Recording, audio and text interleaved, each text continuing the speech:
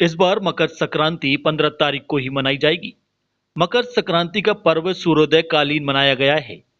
मकर संक्रांति का पर्व सूर्योदय कालीन माना गया है। इस दिन का सूर्योदय मकर राशि का होता है। उस दिन यह पर्व मनाया जाता है। यह व्रत पर्व एवं त्योहार तीनों की श्रेणी में आता है। इस वर्ष तारीख 14 को दोपहर के बाद मकर संक्रांति अक्री है, इसलिए तारीख 15 को मकर राशि का सूर्योदय होगा।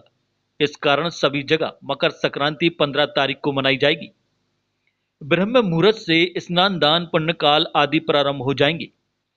संक्रांति काल में पवित्र गंगा की तटों पर स्नान करना लाभप्रदाय माना गया है। मकर संक्रांति का स्नान रोग नाशक होता है। इस दिन गर्म वस्तुओं, कंबल, तिल आदि का दान करने का महत्व है। संक्रांति उत्सव में पतंग उड़ाने का भी रामचरितमानस में वर्णन किया गया है, जो हनुमान जी से संबंधित है।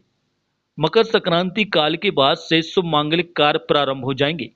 कई लोग इस दिन उत्तरायण सूर्य का व्रत करते हैं। इस दिन के अधिष्ठाता देवता भगवान सूर्य हैं।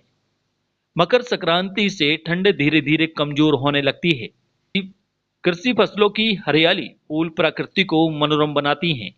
यह हर्ष का त्योहार भी है।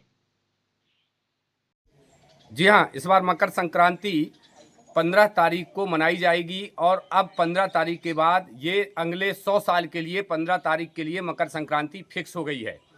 अभी तक मकर संक्रांति 13 और 14 तारीख को होती आई है, लेकिन अब ग्रह नक्षत्रों की स्थिति के अनुसार 15 तारीख को मकर संक्रांति होगी।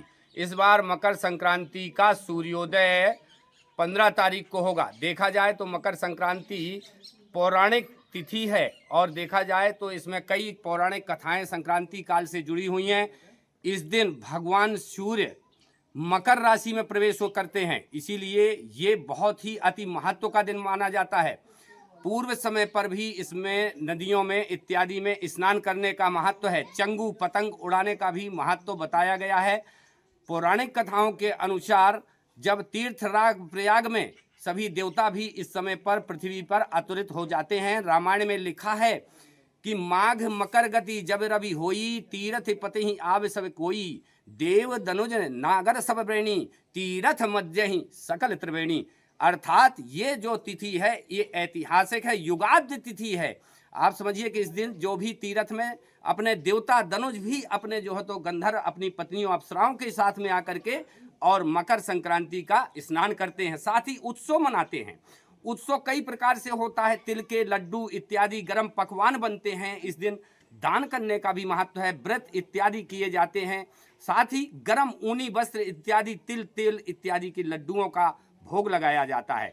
भगवान सूर्य की पूजा की जाती है। इस दिन के जो अधिपति देवता हैं वो भगवान सूर्य हैं और कहते हैं उत्तरायण सूर्य होने से सभी प्रकार के शुभ और मांगलिक कार्य शुरू हो जाते हैं।